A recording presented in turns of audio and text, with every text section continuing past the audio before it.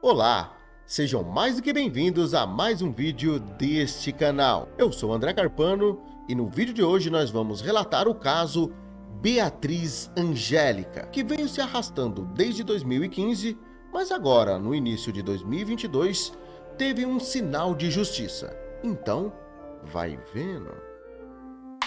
Família, antes de começarmos aqui, eu quero fazer aquele pedido corriqueiro. Porque se você gosta desse tipo de trabalho e quer que o canal Vai Vendo venha proliferar, eu preciso que você deixe o seu like maroto, a sua opinião e também o compartilhamento. Não se esqueça de me acompanhar nas minhas redes sociais, porque por lá estarei trazendo atualizações do que vou postar aqui. E também algumas enquetes, onde vocês podem escolher qual será o próximo tema que vamos abordar. E agora sim, caso Beatriz Angélica. Refere-se ao assassinato da menina Beatriz Angélica Mota, de 7 anos, lá em Petrolina, Pernambuco, no dia 10 de dezembro de 2015, onde ela foi encontrada morta durante uma festa de formatura no colégio Nossa Senhora Auxiliadora. Por incrível que pareça, era justamente onde ela estudava e o seu pai lecionava. Uma informação que eu preciso relatar logo aqui no início é que as primeiras informações sobre esse caso, diversos portais publicaram que a menina teria tomado 42 facadas, sendo que é inverídica a informação. O fato foi 10 perfurações, ou seja, 10 facadas que ela tomou. O outro número que foi divulgado são apenas imagens que foram replicadas e informações que foram perdidas no meio do caminho.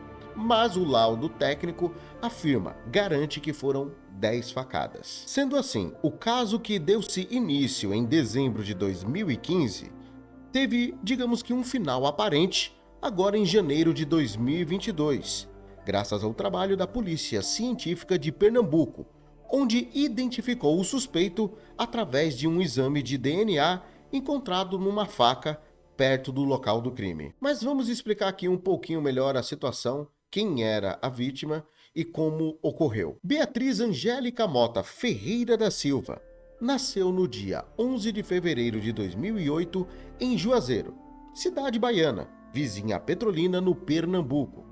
Beatriz era filha do professor Sandro Romildo Mota e também da deputada Maria Lúcia Mota. Tinha 2 irmãos mais velhos, Samira e Leonardo. Toda a família morava em uma pequena chácara na zona rural do Juazeiro. E o pai da menina lecionava inglês no colégio Nossa Senhora Auxiliadora, uma escola católica bem conhecida em Petrolina.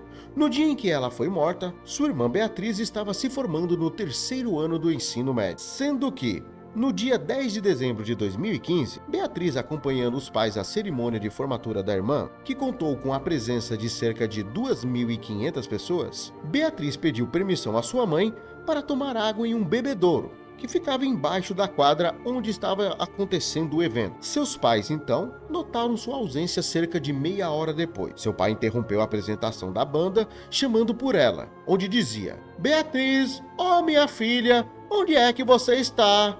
Ô Bia, está todo mundo procurando por você." Foram exatamente estas as palavras do pai, desesperado à procura da filha, sem ao menos imaginar que o pior estava por vir, a pior notícia sobre ela. As buscas pela menina começaram imediatamente, sendo que, muito rápido, encontraram seu corpo numa sala desativada por volta das 22h50. O corpo apresentava ferimentos de facada no tórax, membros superiores e inferiores. A faca que foi utilizada no crime também foi encontrada próxima à criança.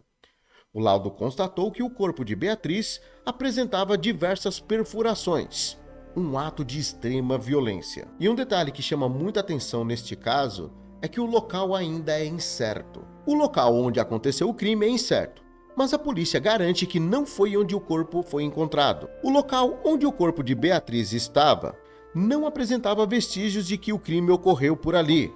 Não havia coisas como fuligem do corpo da criança, o que de certo aponta que não entrou no local andando ou ao menos arrastada. E para ajudar a situação, a sala onde essa criança foi encontrada, meses antes aconteceu uma coisa catastrófica. algumas crianças colocaram fogo, e isso então levantou duas hipóteses do crime. A primeira sendo uma espécie de vingança para a família da garota, e a segunda, um possível ritual de magia negra, já que o local teria sido queimado há algum tempo atrás. Sobre o local onde a menina foi morta, muitos suspeitam também de uma sala de balé, que fica muito próxima ali do bebedouro, onde, lógico, foi retomada dias após o crime. Durante uma entrevista ao portal G1 na época, o delegado responsável disse o seguinte, abre aspas, ocorreu a execução do crime em um outro local da escola. A criança foi transportada e jogada dentro do depósito, atrás do armário. Isso é uma conclusão que a polícia científica chegou. O laudo só saiu agora e por isso estamos fazendo esta divulgação. Isso traz alguns questionamentos. Como se deu toda essa logística, confirma então a probabilidade de que mais uma pessoa teve participação. Aí começou uma situação um pouco embaraçosa, porque no ínterim da investigação, parece que houve, digamos que, uma certa negligência de algumas pessoas e, por outro lado, teve um problema severo com a administração. Sobre a investigação policial. Em fevereiro de 2016, o primeiro delegado responsável pelas investigações, Marcelo Ferreira, disse que não descartava a participação de mais uma pessoa no crime. Na época também, um retrato falado de um suspeito, um homem de camisa verde, que tinha sido visto na área do bebedouro foi divulgado. Conforme as investigações seguiam, uma perícia apontou 3 meses depois ao menos 5 pessoas relacionadas, que de alguma forma estavam envolvidas no crime, sendo que todas eram funcionárias da escola. O promotor do Ministério Público de Petrolina, Carlan Carlo da Silva, declarou que o assassinato poderia ter motivações religiosas para atingir o colégio católico. Ele também disse que poderia ter ocorrido falhas na Polícia Civil nas primeiras horas de investigação do crime. Aí, algumas pessoas já ficaram com o pé atrás, mas o caso prosseguiu. Em setembro de 2016, a polícia divulgou um vídeo de um suspeito andando ao redor do colégio e entrando na quadra onde aconteceu a festa, 20 minutos antes da Beatriz ter sido vista pela última vez. Novas imagens do suspeito foram então divulgadas em março de 2017. Em junho de 2017, a seção da OAB de Juazeiro, cidade vizinha de Petrolina, criou uma comissão especial com o objetivo de acompanhar as investigações sobre a morte da menina e divulgando uma carta aberta onde cobrava à polícia a resolução do crime. Em novembro de 2017, a mãe da menina viajou até Recife para conversar com o governador e pedir acesso ao inquérito policial. Na ocasião, a família já aguardava há 3 meses uma resposta ao pedido de acesso aos documentos. Aí lembra do que eu falei sobre a questão do pessoal ficar meio assim com as investigações? Depois disso aconteceu uma coisa aí que acabou levantando mais a pulga atrás da orelha. Em junho de 2018, Alisson Henrique Carvalho Cunha foi conduzido coercitivamente pela polícia para prestar depoimentos por ter apagado as imagens de uma câmera de segurança. Porém, o advogado do colégio afirma que as imagens não foram apagadas na escola, mas sim por erro da polícia. Alisson, que era funcionário do colégio na época, chegou a ter a prisão decretada. Decisão revogada depois porque o inquérito não estaria ainda concluído. Em abril de 2019, o corpo foi transferido do jazigo da família em Juazeiro, novamente exumado e depois enterrado em Petrolina. Em agosto, a mãe de Beatriz se encontrou novamente com o governador de Pernambuco para pedir a federalização das investigações. Ou seja, a Polícia Federal, o Ministério Público, iria tomar a frente das investigações, porque a coisa estava devagar demais. Já em outubro, quase 4 anos após o crime, os pais resolveram começar uma investigação paralela à polícia. Em dezembro de 2019, ao se completarem 4 anos do assassinato de Beatriz, a Polícia Civil emitiu uma nota, onde escreveu que reafirma a seriedade e dedicação com a que está sendo conduzida a investigação do caso Beatriz, que ocorre em segredo de justiça e, por conta disso, não poderia fornecer informações do andamento do trabalho.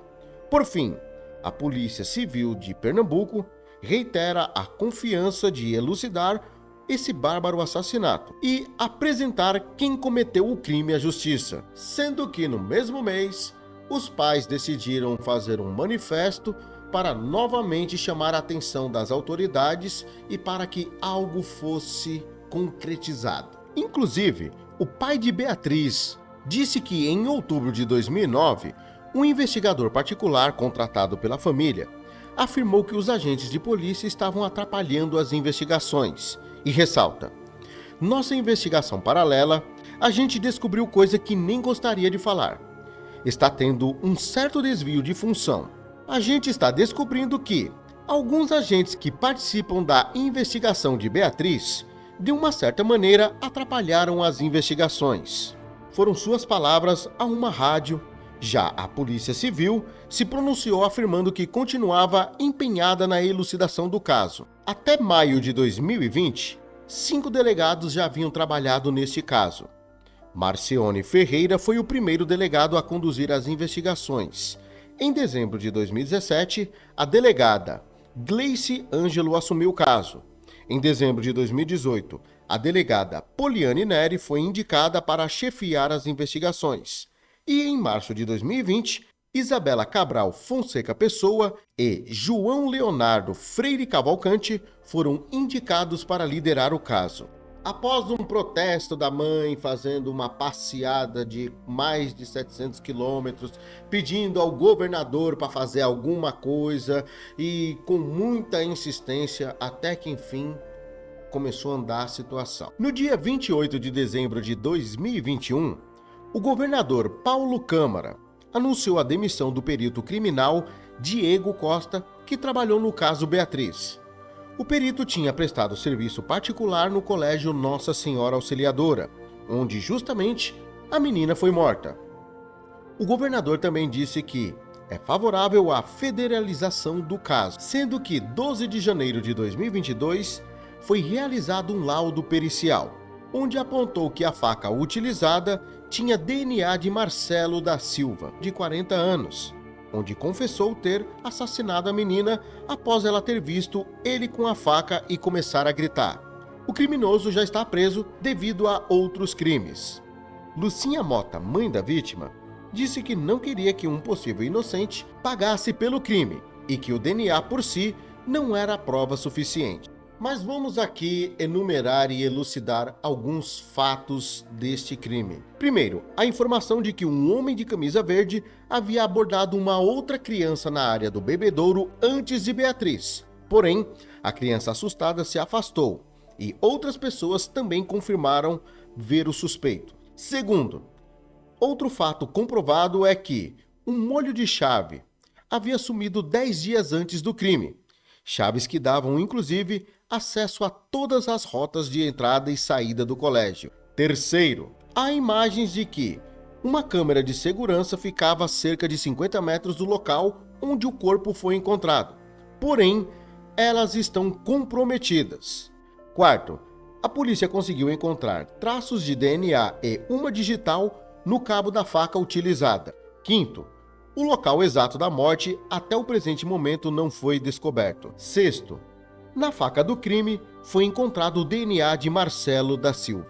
Então houveram diversos comentários sobre este caso, incluindo a cadeia de custódia do Brasil e a palma na cena do crime. Ao comentar sobre o caso, a perita criminal de Manaus, Gigi Barreto, questionou em suas redes sociais a má qualidade do Brasil com a falta de cadeia de custódia com as provas do crime, que ligam os suspeitos, e posteriormente ela comentou no YouTube que um dos peritos do caso Beatriz respondeu que provas desse caso em questão poderiam ser rastreadas, garantindo a flagibilidade das mesmas. Ainda na sua análise, Gigi Barreto mencionou a controvérsia com a impressão palmar encontrada na cena do crime. 2 peritos disseram que a palma é de um ex-aluno, já outros 2 negaram. E como desfecho do caso, no dia 11 de janeiro de 2022, mais de 6 anos após o assassinato, A Polícia Científica de Pernambuco identificou através do exame de DNA no cabo da arma que Marcelo da Silva, de 40 anos, foi o autor do crime. O mesmo confessou o assassinato e foi indiciado após ouvido pelo delegado. A partir de análise dos peritos, foi possível compará-lo com o perfil do assassino, cujo DNA faz parte do Banco Estadual de Perfis Genéticos e foi comparado com o material genético de 125 pessoas consideradas suspeitas. Mesmo com a dúvida da família, no mesmo dia à noite, a mãe divulgou um vídeo na página oficial do Facebook dizendo que sequer havia sido comunicada pela polícia sobre a prisão do assassino. Ela também disse que não vai permitir que um inocente seja preso nesse caso, em que mais esclarecimentos eram necessários. E ressalta: a polícia não fala com a gente, então falaremos através de uma coletiva de imprensa amanhã. E por incrível que pareça, no dia posterior, a mãe disse que a prova de DNA era incontestável, mas que a motivação não convencia. A reconstituição do caso. No dia 11 de fevereiro de 2022, foi realizada a reconstituição do crime, sem a participação do acusado.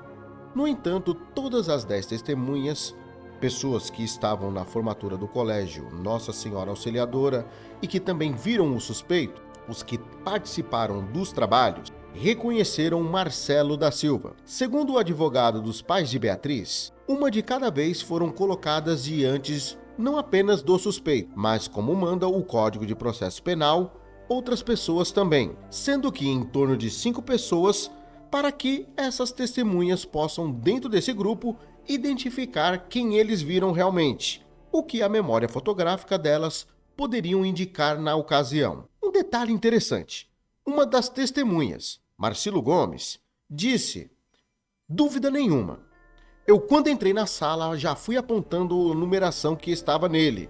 Na hora que eu olhei para ele, já comecei a lembrar ele subindo na calçada. Eu o vi 2 vezes.